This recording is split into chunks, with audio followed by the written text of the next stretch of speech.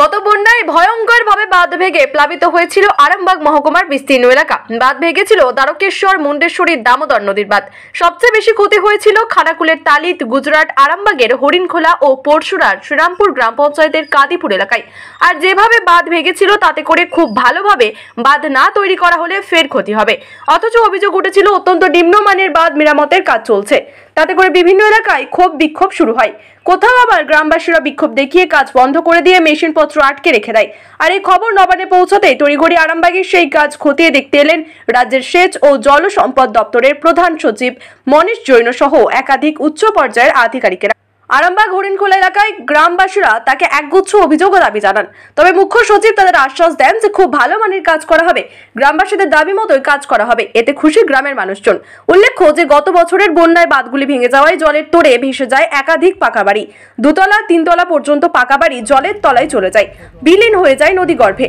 উল্লেখ্য যে রবিবার ছুটির দিন মনীশ বাবুরা আরামবাগ মহকুমার ক্ষতিগ্রস্ত এলাকাগুলি ঘুরে ঘুরে পর্যবেক্ষণ করবেন ও যাতে উৎকৃষ্ট মানের কাজ হয় তারও কড়া নির্দেশ দিয়ে যাবেন বলেই জানা গেছে।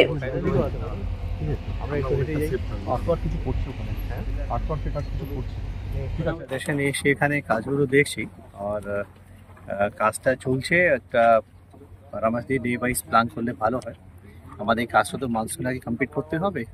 তারপরে কিছু সমস্যা এখানে জানতে পেরেছি ডান দিকে ওই পার্টে সেটা নিয়ে আমাদের আলোচনা হয়েছে। সেটা আমাদের আলোচনা হয়েছে।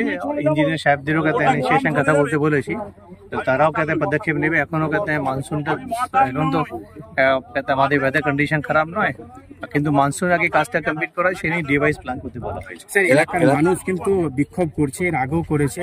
আর কাজ এখানে যেটা হচ্ছে ভালো কাজ হয়নি, ধসে যাচ্ছে, কাজ নিম্নমানের কাজ হচ্ছে তাদের অভিযোগ যেটা। তো এলাকার মানুষ বিক্ষোভ করছে, মানে কাজ মাঝে মাঝে বন্ধ করে দিচ্ছে জোর করে। এত নিম্নমানের কাজ হলে নিম্নমানের কাজ তো কিন্তু করা উচিত নয়। আমাদের তো এস্টিমেটে সেরকম ধরা উচিত নয়, ওটা আপনি এনশিওর করে দেখুন। ঠিক আছে, শালবল্লা এবং বস্তা দেওয়ার পর তারপরে মাটি ধসে নেমে যাচ্ছে।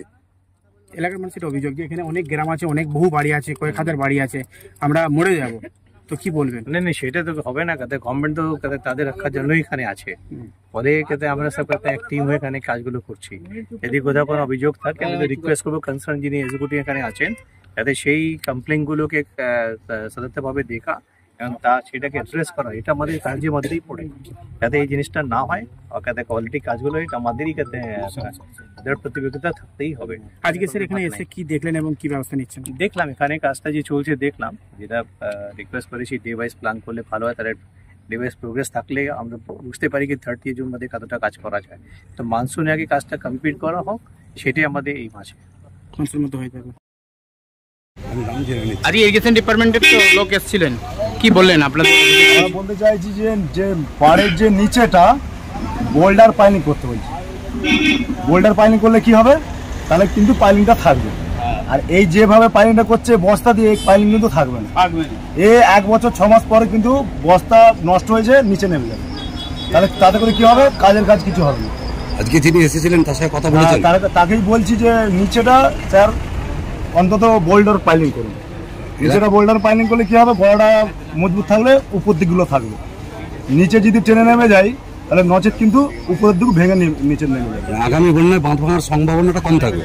কম থাকবে মানে কি, মানে যে হিসেবে বাঁধছে তো কিছুই ভালো দেখতে পাচ্ছি। এইভাবে তো পাইলিং ধরুন ওই পাইলিং হয়েছে, ওই পাইলিং হওয়ার পরে 2 বার ধসে নেমে চলে গেল। পাইলিং আছে, নিচেও পাইলিং হয়েছে কাঠ দিয়ে, সে পাইলিংও নেই। এই বস্তা বল্লা দিয়েই হয়েছে।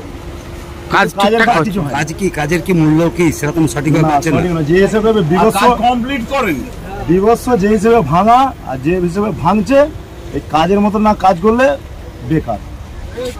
আমাদের সুরক্ষা হবে না, কাজের মতো কাজ করলে সুরক্ষাটা হবে। ঠিক। কি নাম? দেবব্রত পরমাণু। এটা কোন জায়গা? কাদিপুর। নবান্ন থেকে সচিবালয়ের পক্ষ থেকে এসেছিলেন দেখা করতে, দেখা করে গেলেন। স্যারেরা আসছিল, দেখে গেল। এটা নিচে থেকে একদম পাকাপুক্ত হয়ে থাকলে খুব ভালো হয়। এখানে তো অনেক গ্রাম আছে না, এটা ভেঙে গেলে পুরো গ্রাম পুরো শেষ হয়ে যাবে। 4-5টা গ্রাম আছে, পুরো শেষ হয়ে যাবে।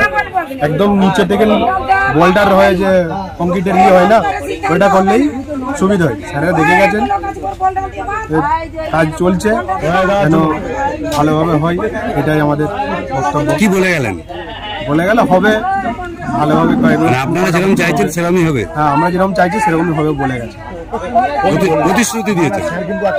প্রতিশ্রুতি দিয়ে গেছে আমাদেরকে। কি নাম? শেখ জাহিদুল ইসলাম।